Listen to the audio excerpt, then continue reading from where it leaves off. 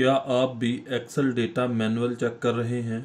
क्या होगा अगर एक्सेल आपके लिए खुद डेटा चेक करे? इस वीडियो में आप एक्सेल में सबसे अहम लॉजिकल फार्मूला सीखेंगे, जिनमें इफ़, एंड, और, नॉट और इफ़ एरर फार्मूले शामिल हैं। ये फार्मूले salary sheet, result card, attendance system, dashboard और प्रोफेशनल ऑफिस वर्क में इस्तेमाल होते हैं। अगर आप भी एक्सेल में एक्सपर्ट बनना चाहते हैं तो इस वीडियो को आखिर तक देखें, और अगर आप चैनल पर नए हैं तो चैनल को सब्सक्राइब लाजमी करें ताकि मज़ीद एक्सेल ट्यूटोरियल्स आप तक पहुंच सकें। सबसे पहले हम इफ़ एक्सेल फार्मूला सीखते हैं। If formula is used to make decision in Excel.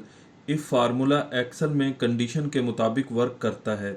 अगर कंडीशन ट्रू है तो ये पहला रिजल्ट दिखाता है, और अगर कंडीशन फॉल्स है तो ये दूसरा रिजल्ट शो करता है। इफ फार्मूले में हमारे पास 3 पार्टीशन होते हैं। फर्स्ट कामा से पहले वाला जो पार्टीशन है वो कंडीशन कहलाता है। अगर ये कंडीशन ट्रू है, मतलब D2 के अंदर जो वैल्यू है वो 50 से बड़ी या बराबर है, यहाँ पर फर्स्ट कामा के बाद जो वैल्यू है वो शो होगी, यानी यहाँ पर पास शो होगा। अगर D2 की वैल्यू 50 से छोटी है तो फिर लास्ट वाला पार्ट शो होता है। आइए प्रैक्टिकल में देखते हैं। यहाँ पर एक और चीज़ एक्सप्लेन करूँगा कि अगर कंडीशन के बाद टेक्स्ट है तो हम उसको डबल कोट के अंदर लिखेंगे, लेकिन अगर हम यहाँ पर कोई नंबर या डिजिट शो करवाना चाहते हैं तो फिर हमें यहाँ पर डबल कोट लिखने की ज़रूरत नहीं है। इफ फार्मूले को अप्लाई करने के लिए हम यहाँ पर टाइप करते हैं इक्वल्स टू इफ के बाद हम ब्रैकेट को स्टार्ट करेंगे, उसके बाद रेफरेंस सेल पर क्लिक करते हैं और यहाँ पर ग्रेटर देन और लेस देन का साइन यूज करेंगे कि D4 की वैल्यू ग्रेटर देन या इक्वल्स टू है 50 के, कॉमा, डबल कोट, और यहाँ पर हम पास प्रिंट करवाएंगे। डबल कोट्स को क्लोज करेंगे, दोबारा से कॉमा और दोबारा से डबल कोट और फेल को टाइप करते हैं। डबल कोट्स को क्लोज करके ब्रैकेट को क्लोज करते हैं और इंटर प्रेस करते हैं। तो आप देख सकते हैं कि यहाँ पर पास शो हो रहा है। इस फार्मूले को तमाम कॉलम में अप्लाई करने के लिए हम कर्सर को इसके कोने पर लाएंगे और यहाँ से इसे नीचे की तरफ ड्रैग कर देंगे।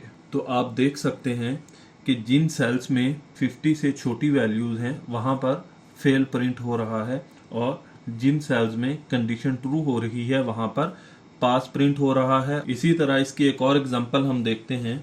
यहाँ पर हम इफ को टाइप करते हैं इक्वल्स टू इफ और ब्रैकेट को स्टार्ट करते हैं, उसके बाद रेफरेंस सेल पर क्लिक करते हैं और यहाँ पर हम ग्रेटर देन का साइन यूज करते हैं। रेफरेंस सेल की वैल्यू अगर 5000 से बड़ी है तो ये यहाँ पर प्रॉफिट शो करे, और अगर रेफरेंस सेल की वैल्यू 5000 से कम है तो ये लॉस शो करे। के बाद ब्रैकेट को क्लोज करके इंटर प्रेस करते हैं और इस फार्मूले को हम ड्रैग करते हैं। तो आप देख सकते हैं कि जिन सेल्स की वैल्यू 5000 से बड़ी थी वहां पर प्रॉफिट शो हो रहा है, और जिनकी वैल्यू 5000 से छोटी थी वहां पर लॉस शो हो रहा है। If formula student, office worker और डेटा एंट्री ऑपरेटर्स के लिए सबसे ज्यादा इस्तेमाल होने वाले एक्सेल फार्मूलों में से एक है। इफ के बाद दूसरा फार्मूला एंड का है। एंड फार्मूले से हम एक से ज्यादा कंडीशंस एक साथ चेक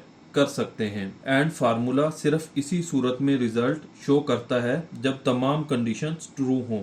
अगर एक भी कंडीशन रॉन्ग है तो ये फॉल्स शो करेगा। एंड को अप्लाई करने के लिए हम यहाँ पर टाइप करते हैं equals to and, AND, bracket को स्टार्ट करते हैं, उसके बाद फर्स्ट रेफरेंस सेल पर क्लिक करते हैं और यहाँ पर हम कहते हैं कि ये वैल्यू ग्रेटर देन हो 40 से, और उसके बाद कॉमा यूज करते हैं और दोबारा से सेकंड रेफरेंस सेल पर हम क्लिक करते हैं, क्योंकि एंड में एक से ज़्यादा कंडीशंस हम चेक कर सकते हैं। और यहाँ पर दोबारा से हम ग्रेटर देन को यूज करेंगे कि ये वैल्यू बड़ी हो किस से, 40 से, और उसके बाद ब्रैकेट को क्लोज करके इंटर प्रेस करेंगे। तो आप देख सकते हैं यहाँ पर ट्रू शो हो रहा है, यानी दोनों सब्जेक्ट्स में इस स्टूडेंट के मार्क्स जो हैं वो 40 से ज़्यादा हैं। इसी तरह अगर इस फार्मूले को दोबारा मैं यहाँ पर अप्लाई करूँ इक्वल्स टू एंड, ब्रैकेट को स्टार्ट करें, फर्स्ट रेफरेंस सेल पर क्लिक करें, ग्रेटर देन 40, कॉमा, उसके बाद सेकंड रेफरेंस सेल पर क्लिक करेंगे, ग्रेटर देन 40 और ब्रैकेट को क्लोज करके इंटर प्रेस करेंगे तो आप देख सकते हैं कि यहाँ पर फॉल्स डिस्प्ले हो रहा है, यानी इन दोनों सेल्स में से किसी एक सेल में या दोनों सेल्स में वैल्यू जो है वो 40 से छोटी है। और फार्मूला इन एक्सेल, और फार्मूला भी मल्टीपल कंडीशंस को चेक करने के लिए यूज करते हैं। अगर एक भी कंडीशन सही है तो ये ट्रू रिटर्न करता है। एंड फार्मूले में तमाम कंडीशन सही हों तो वो ट्रू रिटर्न करता है, जबकि और फार्मूले में at least one condition is true, अगर एक भी कंडीशन ट्रू है तो ये ट्रू रिटर्न करता है। और फार्मूले को हम एक्सेल में मल्टीपल कंडीशन में से किसी भी एक कंडीशन को कबूल करने के लिए यूज करते हैं।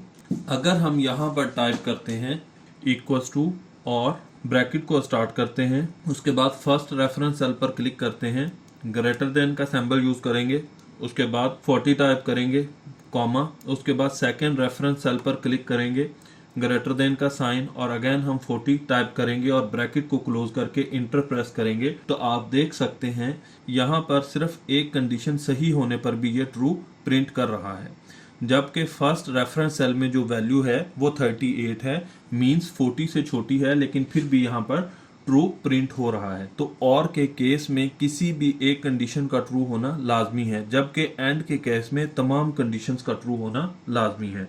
Not formula in Excel, not formula condition को रिवर्स कर देता है।